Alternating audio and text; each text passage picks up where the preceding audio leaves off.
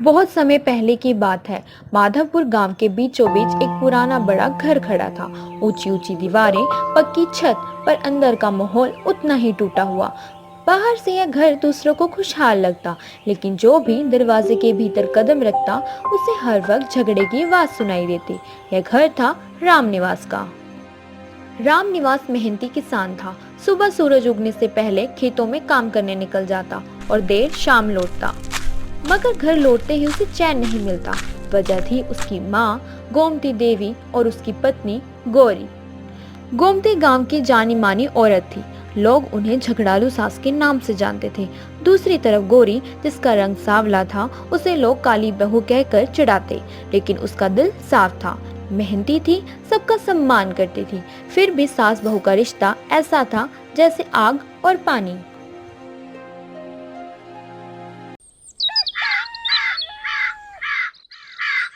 अरे गौरी, कितनी देर लगा दी 2 बर्तन मांजने में।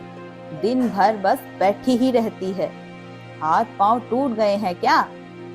सासू माँ, मैं सुबह से ही काम कर रही हूँ। चूल्हा जलाना, सब्जी काटना, बच्चों को नाश्ता देना, सब किया है। जरा सी देर क्या हो गई, आपने तो चिल्लाना ही शुरू कर दिया।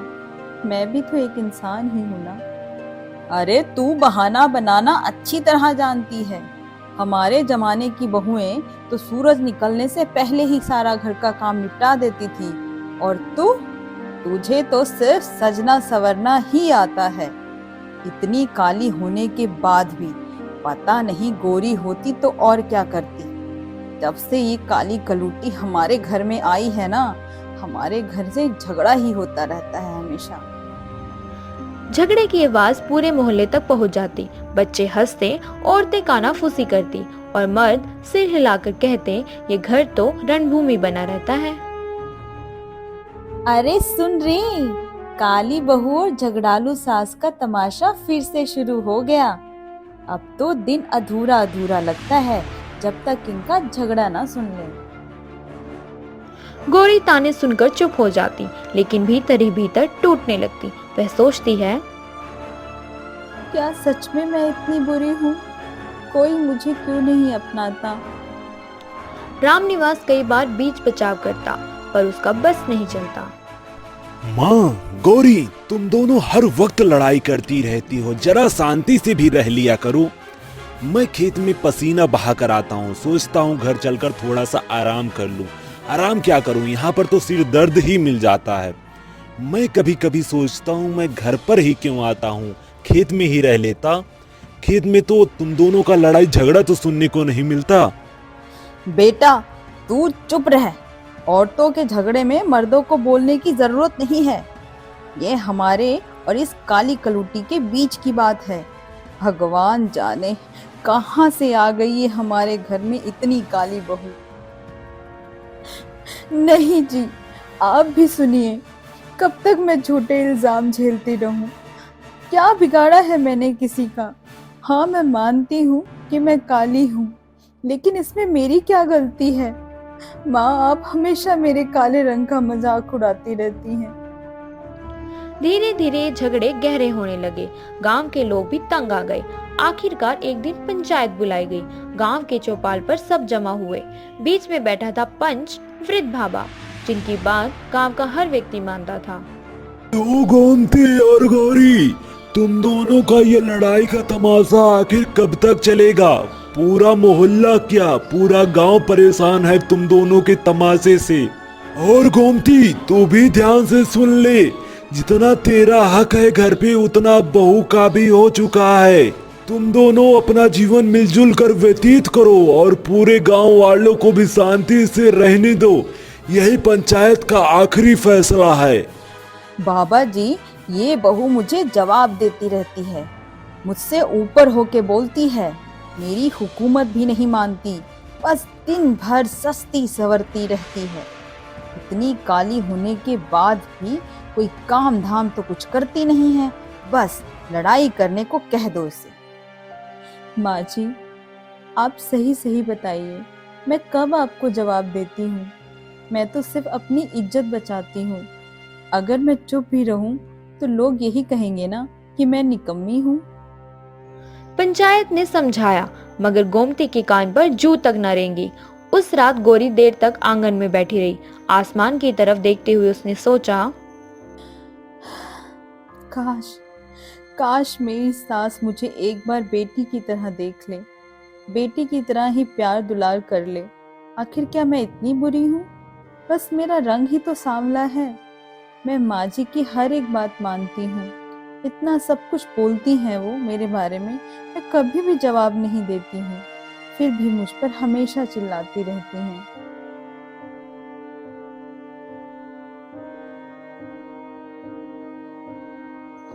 दिन बीतते गए, झगड़े बढ़ते गए। हर सुबह वही चीख पुकार, हर रात वही आंसू। पड़ोसी भी अब बातें बनाने लगे। अरे ये झगड़े कब रुकेंगे? मैं तो सुनते सुनते तंग आ गई हूँ। ये सास बहू लगता है मुझे जीने ही नहीं देंगे। अरे जब सास और बहू दोनों में से कोई एक चला जाएगा ना, तभी ये झगड़ा शांत होगा, तभी इस मोहल्ले में शांति रहेगी। आखिरकार एक दिन गोरी ने हिम्मत हार दी। उसने ठान लिया कि वह अपने मायके चली जाएगी। सुबह सुबह अपना सामान बांधा और रामनिवास से कहा, अब मैं यहाँ एक पल नहीं रह सकती। हर दिन अपमान, हर दिन ताने। मैं भी तो एक इंसान हूँ ना, पत्थर नहीं हूँ मैं जो उनकी बातें सुनती रहूं और कोई जवाब भी ना दूं। इससे अच्छा तो मैं अपने मायके ही चली जाऊं। जब मेरी कमी का एहसास होगा तो इन्हें पता चलेगा। अरे क्या तुम जा रही हो? अगर तुम चली जाओगी तो मेरा पूरा घर उजड़ जाएगा। माँ तो वैसे ही गुस्सा करती रहती हैं, गांव वाले वैसे ही मजाक उड़ाते रहते हैं इस घर को लेकर। अगर तुम चली जाओगी तो और उड़ाएंगे। प्लीज मत जाओ गौरी।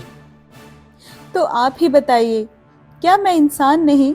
मुझे दर्द नहीं होता? हाँ, मैं मानती हूँ कि मैं काली हूँ, लेकिन साथ में इंसान भी तो हूँ। हमेशा मेरे कालेपन की वजह से हमसे जलन करती रहती है तुम्हारी माँ। अब मैं कुछ दिन के लिए मायके जा रही हूँ। मैंने अब ठान लिया है। यह कहकर गोरी मायके चली गई। उसके जाते ही घर में सन्नाटा छा गया। गोमती बाहर से अकड़कर कहती है, चली गई तो चली गई। ऐसी काली कलूटी बहू से तो अकेलापन ही अच्छा है। मगर अंदर से उसका दिल खाली हो गया। घर की दीवारें सुनसान लगने लगी। रसोई में खाना बनाने में आलस आने लगा। बरामदे में बैठकर बात करने वाला कोई न था। धीरे धीरे गांव वालों ने भी बातें बनानी शुरू कर दी।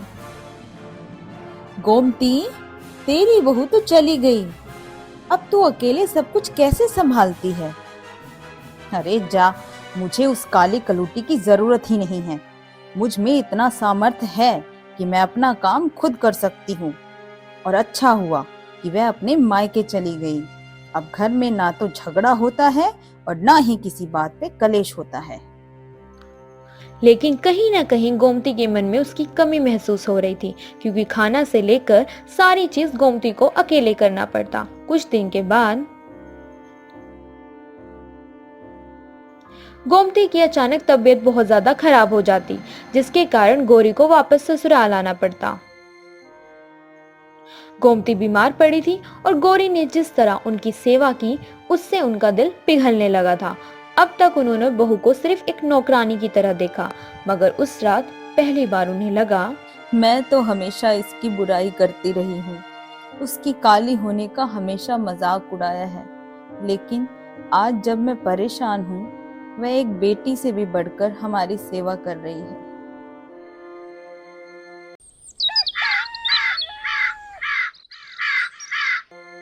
सुबह होते ही गोरी फिर से दवा लेकर पहुंची।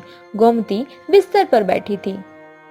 गौरी, कल तू रात भर जागी, तेरी आंखें लाल हो गई हैं। कोई बात नहीं सासू माँ, आपकी सेहत मेरे लिए सबसे ज्यादा जरूरी है। मुझे फर्क नहीं पड़ता कि आप मेरे बारे में क्या सोचती हैं। आप मेरी माँ समान हैं। बस आप जल्दी से स्वस्थ हो जाइए। इतनी ममता देखकर गोमती की आंखें भर आई। वह सोचने लगी, तुझे मैं हमेशा भला बुरा कहती रही, लेकिन आज तू मेरे लिए रात भर जाग रही है। जिससे मैं दिन रात ताने देती रही, वही मेरे बुढ़ापे का सहारा बन गई है और वो मेरे लिए दिन रात जागकर मेरी सेवा भी कर रही है।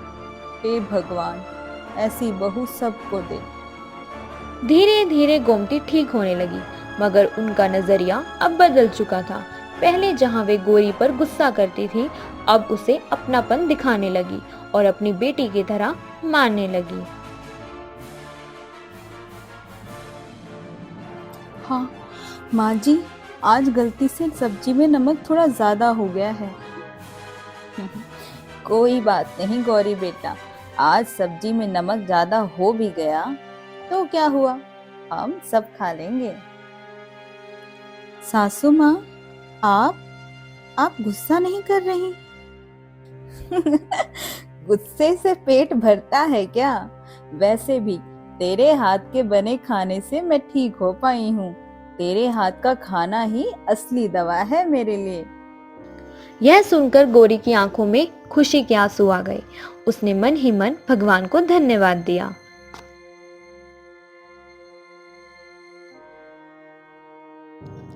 समय बीतता गया और घर का माहौल बदलने लगा।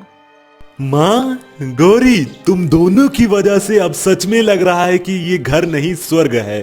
सच में अब घर से जाने का मन ही नहीं करता खेतों में।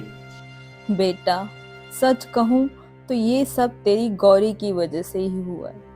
मैं ही मूर्ख थी जिसने उसे कभी बेटी की तरह समझा ही नहीं, उसे कभी अपनाया ही नहीं। एक दिन गांव में महिला मंडल की मीटिंग थी। सभी औरतें इकट्ठी हुई। गोमती भी पहुंची। पहले लोग उन्हें झगड़ालू सास कहकर चिढ़ाते थे, मगर इस बार कुछ और ही हुआ। अरे, ये गोमती तो बदल गई है। पहले तो दिन रात बहू को कोसती रहती थी, उसके कालेपन का हमेशा मजाक उड़ाती रहती थी, लेकिन अब इसे क्या हुआ? इसकी तारीफ कर रही है। ऐसा क्या हुआ इनके बीच जो अचानक से इतना बदलाव हो गया? हाँ बहनों, मैं मानती हूँ कि मैं गलत थी। मैंने अपनी बहू को सिर्फ उसके रंग और छोटे छोटे कामों से आंका, मगर असली खूबसूरती तो उसके दिल में है। आज मैं कह सकती हूँ कि गौरी मेरी बहू नहीं, मेरी बेटी है। और मैं आप सबसे कहना चाहती हूँ, अपनी बहू को दूसरों के घर की बेटी मत समझो, बल्कि अपनी बेटी ही समझकर देखो। तब देखो, बहू भी पूरी बेटी का ही फर्ज निभाती है। सब औरतें ताली बजाने लगी। पहली बार गोमती ने अपने दिल का बोझ हल्का किया था। उधर गौरी भी अब सास का पूरा सम्मान करती। वह जानती थी कि उम्र के साथ इंसान का स्वभाव कठोर हो जाता है। वह सास की हर बात धैर्य से सुनती और कभी भी पलटकर जवाब नहीं देती। सासू माँ, अब मैं चाहती हूँ कि हमारा रिश्ता माँ बेटी जैसा ही हो। आप मुझे डांटे भी तो प्यार से, गलती करूँ तो प्यार से समझाइए, ना समझूं तो डांट कर भी समझाइए, बस अपनी बेटी समझिए। गौरी, अब डांटना तो दूर, तेरे बिना अब एक दिन भी नहीं रह सकती मैं। ना जाने क्यों अब तेरे बिना मेरा मन ही नहीं लगता। तू घर पर नहीं होती है ना, तो ऐसा लगता है कि जैसे घर की सारी रौनक ही चली गई है। गांव के लोग भी अब इस घर की मिसाल देने लगे। जो लोग पहले कहते थे कि घर रणभूमि है, वही अब कहते हैं। पहले तो सास बहू में इतना झगड़ा होता था कि जैसे ये घर न हो, ये रणभूमि लगती थी। लेकिन अब देखो, सास बहू में इतना प्रेम बढ़ गया है कि एक दूसरे के बिना रह ही नहीं पाते। सास बहू में कितना प्यार है।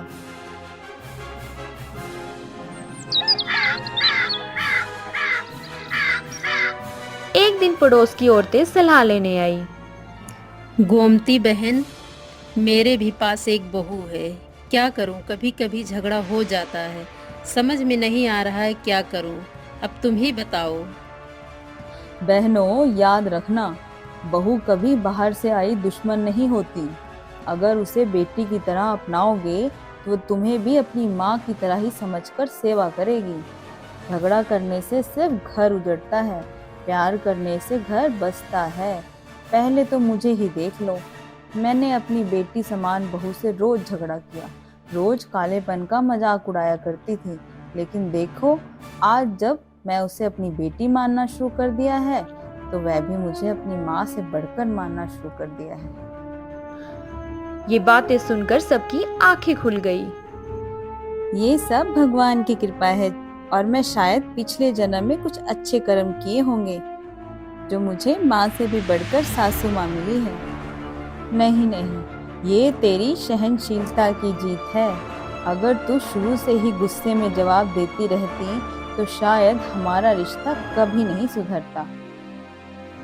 दिन बीतते बीतते अब गौरी और गोमती सचमुच माँ बेटी बन गई थी। गौरी उनकी दवा से लेकर जरूरत तक हर बात का ख्याल रखती और गोमती भी हर जगह उसकी तारीफ करती। गांव में अब इस घर को ममता का घर कहा जाने लगा। लोग दूर दूर से आकर मिसाल देते, देखो कैसे एक झगड़ालू सास बदलकर ममता की मूरत बन गई। दोस्तों, ये कहानी हमें यह सिखाती है, सास बहू का रिश्ता सबसे नाजुक रिश्ता होता है। अगर इसे अहंकार से निभाया जाए तो यह घर को तोड़ देता है, मगर अगर हम इसे प्यार, धैर्य और अपनापन से निभाया जाए तो यह घर को जन्नत बना देता है। काली बहू और झगड़ालू सास की कहानी बताती है कि बदलाव संभव है, बस किसी एक को धैर्य दिखाना होता है, और जब दिल बदल जाता है तो रंग, रूप, ताने, झगड़े सभी पीछे छूट जाते हैं। तो दोस्तों, यह मॉरल स्टोरी आपको कैसी लगी? अगर यह स्टोरी आप सभी को पसंद आए तो वीडियो को लाइक, चैनल को सब्सक्राइब कर दीजिए। हम आप सभी के लिए ऐसे ही वीडियो लाते रहते हैं, इसलिए सब्सक्राइब करके बेल आइकन का नोटिफिकेशन को ऑन कर दीजिए ताकि वीडियो डालें तो सबसे पहले वीडियो का नोटिफिकेशन आपके पास पहुंचे। धन्यवाद।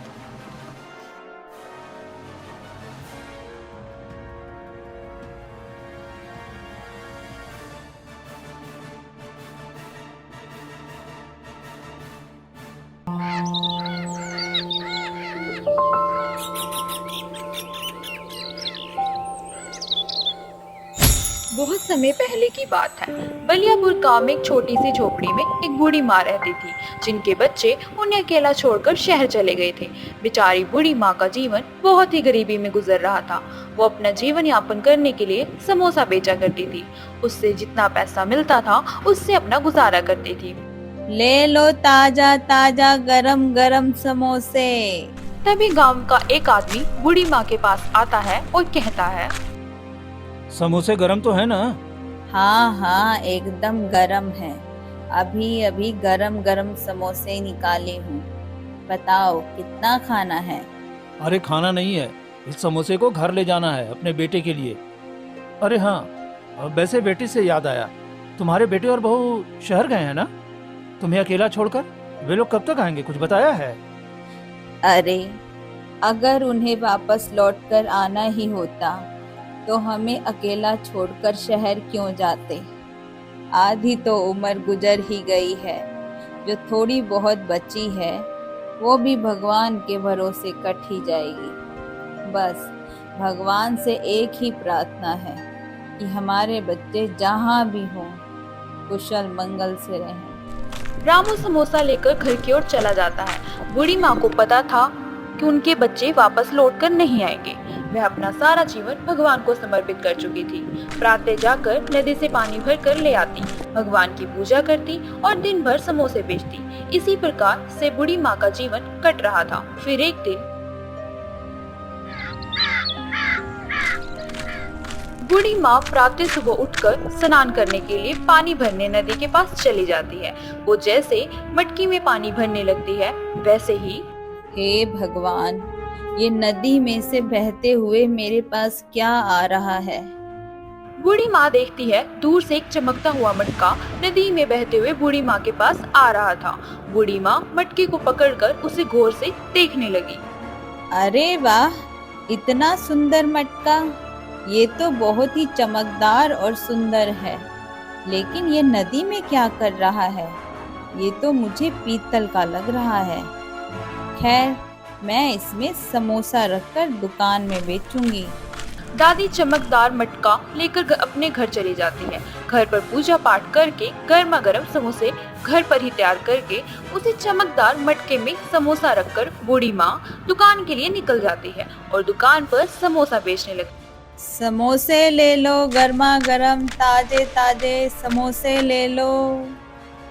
क्या बात है, आज तो नए नए चमकदार मटके में समोसे लेकर आई हो।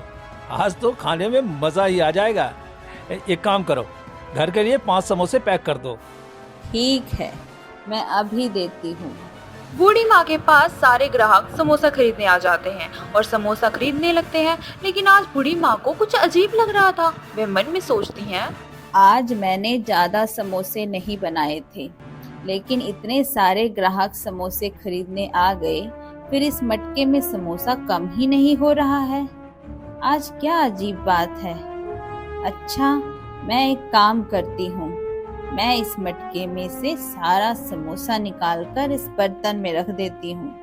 बूढ़ी माँ मटके में जो समोसा रखा था वह एक एक करके सारा समोसा बर्तन में रखने लगी, लेकिन बर्तन तो समोसे से भर गया, लेकिन मटका अभी भी खाली नहीं हुआ। हे भगवान, ये आज मेरे साथ क्या अजीब हो रहा है।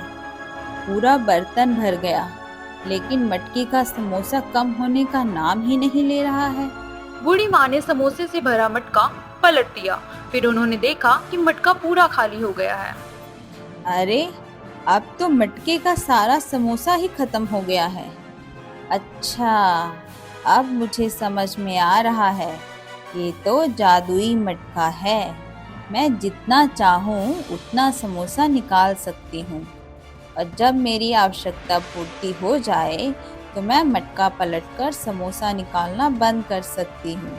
बूढ़ी माँ बहुत ही ज्यादा खुश हो जाती हैं और भगवान का शुक्रिया करती हैं और बर्तन का सारा समोसा बेचकर घर चली जाती हैं। हाँ, इसका मतलब मैं इस मटके में कुछ भी डालूं तो ये बढ़ता ही रहेगा।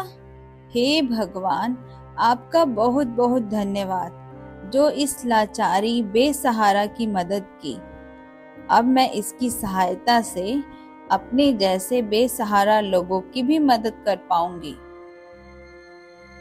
अब बूढ़ी माँ रोज बस एक ही समोसा बनाती और उस समोसे को जैसे ही मटके में रखती वैसे ही समोसा मटके में पूरा भर जाता। अब समोसा दिन भर बेचती, जो बेसहारा लाचार लोग होते उनको समोसा फ्री में दे देती। अब इसी प्रकार से दिन बीतता रहा। अब बूढ़ी माँ का घर जो झोपड़ी का था अब वह आलीशान घर में बदल गया और उनके पड़ोसी बूढ़ी माँ को देखकर जलने लगे। हे प्रभु, आपका बहुत बहुत धन्यवाद जो आपने इस लाचार बेसहारा की मदद की। अब मैं अपने ही जैसे बेबस लाचार लोगों की मदद कर रही हूँ। ये सब आपकी ही कृपा है। अरे, इस बुढ़िया के पास कल तो कुछ भी नहीं था। कल तो ये दाने दाने के लिए तरस रही थी। इसके बेटे और बहू इसको छोड़कर चले गए थे। पता नहीं अचानक ऐसा क्या हुआ, इसका घर झोपड़ी से एक आलीशान घर में बदल गया। कुछ तो गड़बड़ है, मुझे पता लगाना ही होगा। आखिर ये बुढ़िया कर क्या रही है। महेश रात के अंधेरे में बूढ़ी माँ के घर में चुपके से घुस जाता है और इधर उधर देखने लगता है। उसे कुछ दिख नहीं रहा था। इस बुढ़िया के घर में तो कुछ खास दिख नहीं रहा है। कैसे ये इतना अमीर हो गई? और ये चमत्कार मटके जैसा क्या है? हाँ, लगता है इसमें कुछ राज जरूर है। मैं एक काम करता हूँ, मैं इसको उठा कर ले जाता हूँ। मटके को महेश उठा ले जाता है और अपने घर में ले जाकर सोचने लगता है।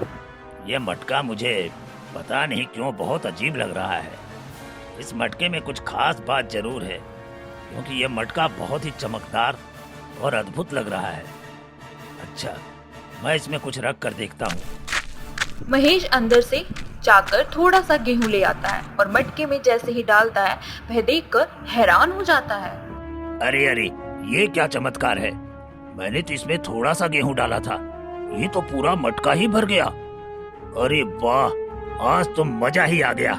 अब मैं बनूंगा इस गांव का सबसे अमीर आदमी। वही मजा ही आ गया। अब जो मैंने सेठ का कर्जा लिया था, अब इसकी मदद से मैं जल्द ही पूरा कर दूंगा। महेश खुशी के मारे मानो पागल ही हो गया और महेश गांव में इधर उधर पागलों की तरह घूमने लगा। तभी गांव के एक व्यक्ति महेश से बोले, अरे क्या बात है महेश भाई, आज तो बड़े खुश नजर आ रहे हो। पहले तो ऐसा नहीं था। अरे तुम कौन हो? मैं छोटे मोटे लोगों से बात नहीं करता। तुम्हें नहीं पता है क्या? मैं बहुत जल्दी करोड़पति आदमी बनने वाला हूँ। अरे महेश भाई, आज क्या हो गया है तुम्हें? तुम रोज तो बहुत अच्छे से बात करते थे, आज तो मुझे पहचानने से भी इनकार कर दे रहे हो। लगता है महेश भाई तुम्हारे हाथ लॉटरी लग गई है क्या? हाँ, कुछ ऐसा ही समझो। अब सामने से हटो, मुझे जाने दो। मुझे छोटे मोटे लोगों से बात करना नहीं है। अब मैं अपनी बराबरी वालों से बात करना पसंद करता हूँ।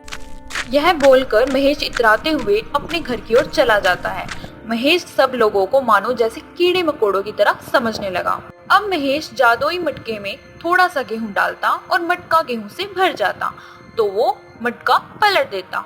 यही करते करते महेश के पास अब ढेर सारा गेहूं इकट्ठा हो गया और बाजार में बेचने चला गया। अरे क्या बात है महेश भाई, आजकल बहुत गेहूं बेच रहे हो। तुम्हारा तो इतना खेत भी नहीं है, ना इतना गेहूं बोया था, तो ये गेहूं ला कहां से रहे हो? तुमसे क्या मतलब? हैं? मैं चाहे जहाँ से लाऊं, तुम्हें लेना है तो बताओ, नहीं तो दूसरा दुकान देखूं। अरे नहीं नहीं महेश भाई, मैं तो बस मजाक कर रहा था। ले आओ, कितना गेहूं है?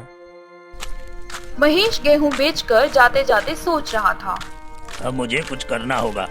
इस दुकानदार को शक न हो, इसके लिए मुझे अब दूसरा सामान मटके में डालना होगा। इधर बूढ़ी माँ यह सोच सोच कर परेशान हो रही थी। आखिर उनका जादुई मटका गया तो गया कहाँ? आखिरकार मैंने मटका रात में यहीं पर रखा था, सुबह ये गायब कैसे हो गया? लगता है ये जादुई मटका अपने आप ही गायब हो गया है।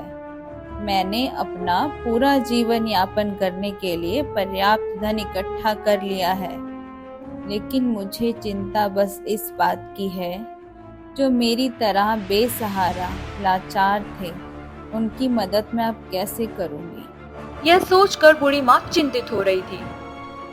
महेश अब गेहूं के साथ जादुई मटके में चावल नमक डालने लगा और अब धीरे धीरे महेश के पास ढेर सारा पैसा इकट्ठा होने लगा।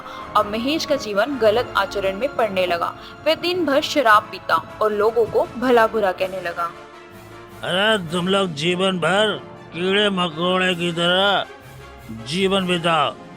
मुझे देखो, देखो मुझे, मैं राजाओं की तरह अपना जीवन यापन कर रहा हूँ। हाँ। अरे भाई, ये महेश भाई को क्या हो गया? पहले तो खाने के लाले पड़े थे, अब देखो दिन भर नशे में डूबा रहता है। हाँ भाई, इसके पास तो खेत भी नहीं है, पता नहीं कहाँ से रोज गेहूं चावल ले जाकर बाजार में बेचता है। कहीं ये रात में चोरी वोरी तो नहीं करता है? पता नहीं भाई, हो सकता है।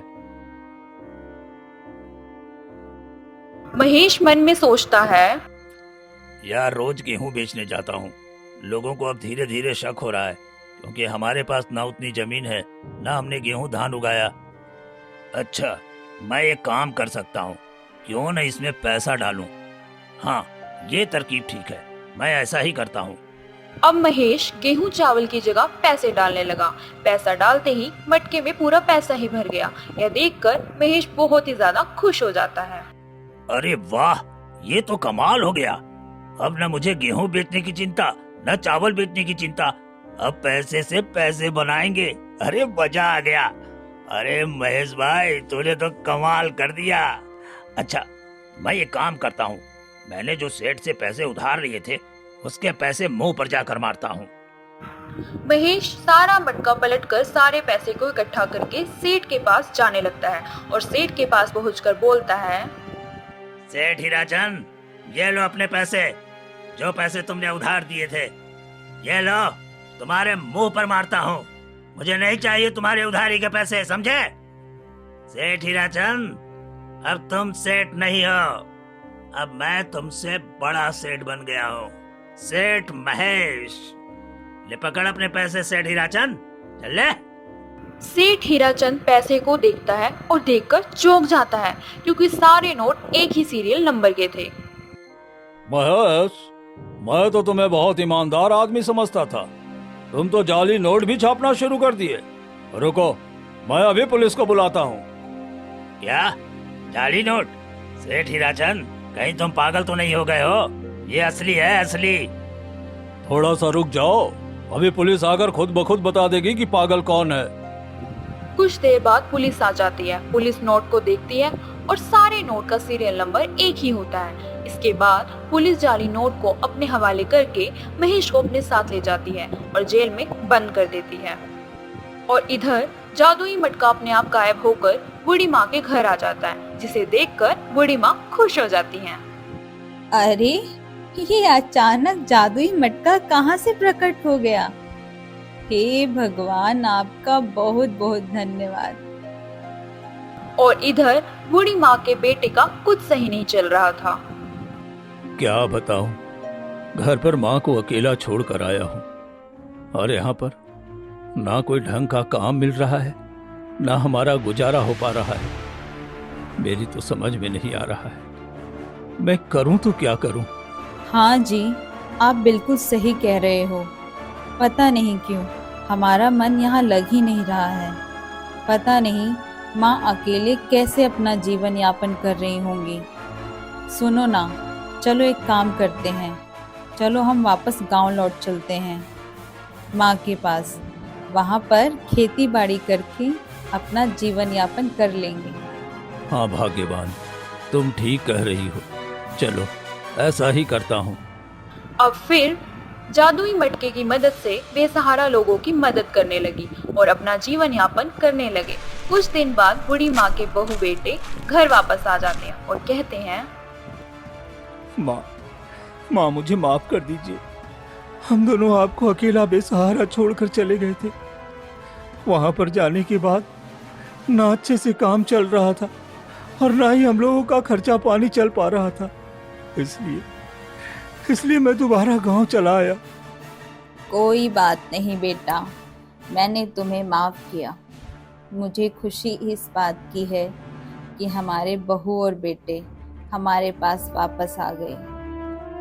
लेकिन माँ, मुझे एक बात समझ में नहीं आ रही कि जब हम लोग यहाँ से गए थे तो ये टूटी फूटी झोपड़ी थी, लेकिन जब वापस आए हैं तो ये टूटी फूटी झोपड़ी आलीशान घर में कैसे बदल गया?